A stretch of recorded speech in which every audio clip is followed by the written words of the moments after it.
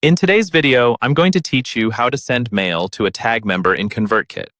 We'll walk through the exact process of sending a broadcast email specifically to people who have a certain tag, so you're not emailing your entire list when you only want to reach a targeted group.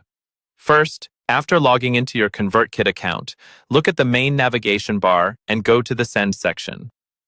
Under Send, click on Broadcasts. This is where you create one-time emails that go out to a specific audience instead of automated sequences. Next, click on the button that says New Broadcast. ConvertKit will ask you to choose a template for your email. Pick the one that matches your usual style or branding. Once you've chosen your template, write your email content. Add your subject line, preview text, and body copy, just like you would for any normal email campaign. Take a moment here to proofread and make sure your links, images, and formatting look good. When you're happy with your email, click Continue to move to the Publish screen.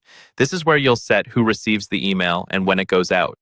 On the Publish screen, look for the section that says, Who are you sending this to? By default, you'll probably see All Subscribers selected. Click on All Subscribers so you can narrow it down and choose a specific audience. Now it's time to add your filter. You'll see an option to change the audience using a drop-down. Change that drop-down to Subscribe to. This tells ConvertKit that you want to filter people based on what they're subscribed to.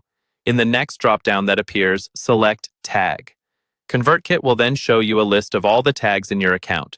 From that list, choose the specific tag you want to email. This might be something like people who downloaded a certain freebie, joined a waitlist, or purchased a specific product.